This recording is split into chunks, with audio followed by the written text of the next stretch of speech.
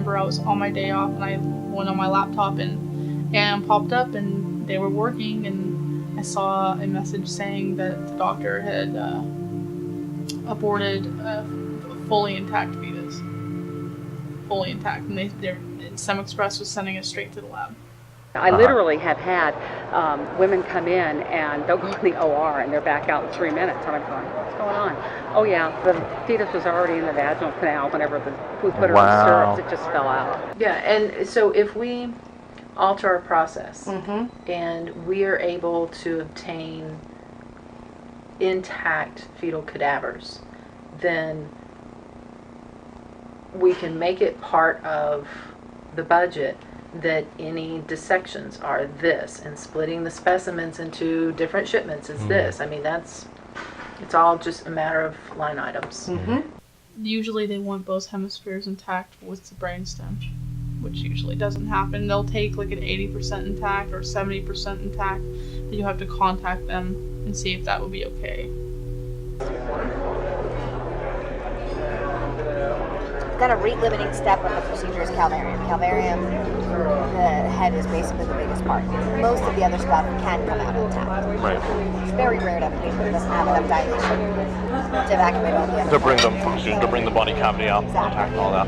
And with the calvarium, in general, some people will actually try to change the presentation so that it's not a vertex. Because when it's a vertex presentation, you never have enough dilation at the beginning of the case unless you have a real huge amount of dilation to deliver an intact calvarium. So if you do it starting from the breech presentation, there's dilation that happens as the case goes on, and often the last you can evacuate an intact calvarium. So I mean, there are certainly steps that can be taken. So they can convert to breech, for example, at the start of the... Exactly. Under ultrasound guidance, they can just change the presentation. Okay. I was training with Jessica in the Alameda, and I've been doing it for a few weeks, so I kind of knew what I was doing, but kind of not. And I was really busy, and one of the doctors came in and she looked really frustrated. The medical assistants were with her, and I don't know, it's my deal to listen and see what's going on. And the doctor just says, if she can't calm down, I can't do the abortion. And I can't medicate her.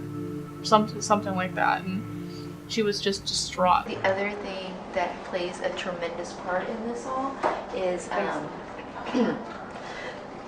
the dilation that you've obtained. Exactly. And also how lack of a better word, how cooperative the patient is during the procedure. Finally, the woman, she calmed down, and the doctor went in to perform the abortion. Takes a little while, and I'm in the hallway.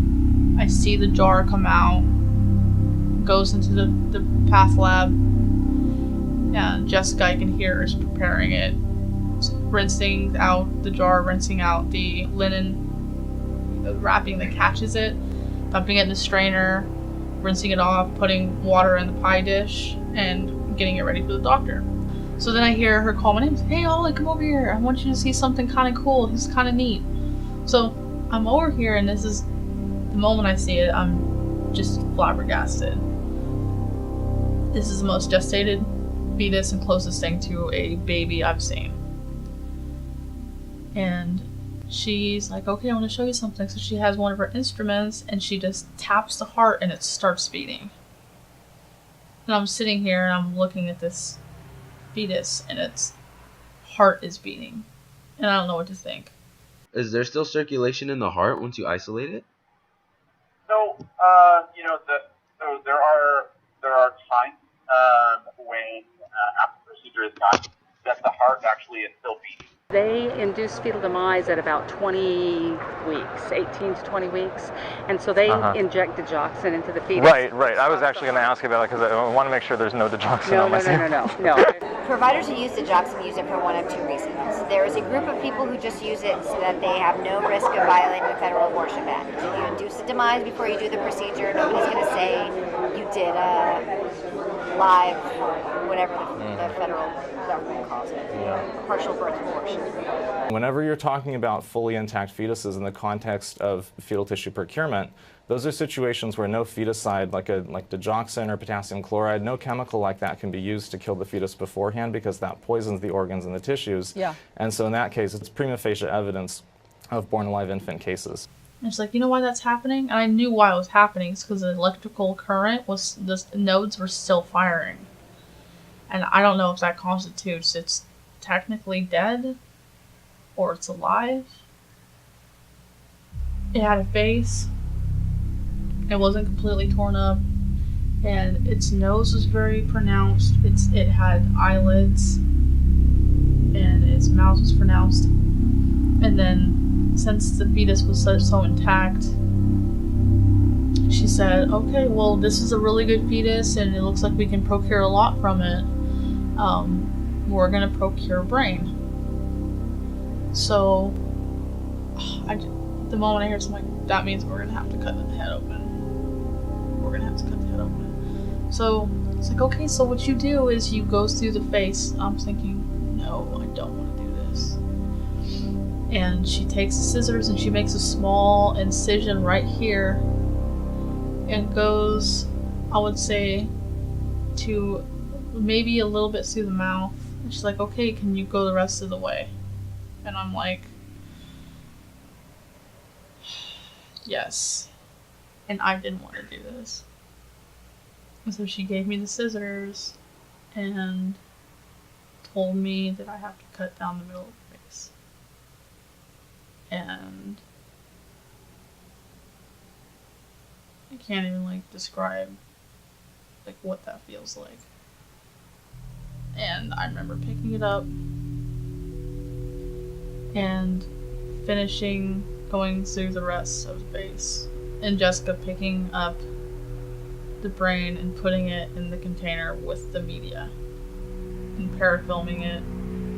And she left and she's like, okay, you can clean it up. And I'm just sitting there like, what did I just do? And that was the moment I knew I couldn't work for the company anymore. And it was, even if it's going to be good, if that could have been the cure for some kind of disease, then I wish I still wouldn't have done it. I don't want to be that person. And I remember it was a male. I remember picking him up with the gloves because it was too heavy. The pie dish was this, and he was big, the pie dish, and I couldn't take it and put it in the strainer and put it in. I couldn't. It was just too big. And I opened the biohazard container, and it's almost full. It's almost full. I'm holding him in my hands and oh my god, this is just, what am I doing?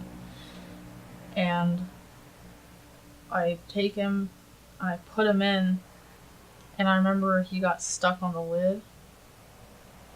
And it turned around and his buttocks was in the air and his 2 feet were dangling out, and I remember having to pick each one of his feet up and put him in the container and close the lid. And that was the hardest experience I've had there. I remember holding that fetus in my hands when everybody else was busy and started crying and opened the lid and put it back in. It's just really hard knowing that you're the only person who's ever going to hold that baby. It's weird because I always think of all these scenarios that could happen. I held it, I'm like, man, this could have grown up to be... And I always think about things like that. If this could be a lawyer, this could be a firefighter, this could be the next president. I wonder what... Because you can tell the sex sometimes. I wonder if this, what it would like. I can imagine, I wonder at age 3 if, she would like to color. Or things like that, I wonder what it would look like, her mom or her dad, or things like that. I feel like it's a waste of life. And it's sad that so many people view it as a mistake. Because it's not. I mean, life isn't a mistake. Getting pregnant it be an accident, but it's not a mistake.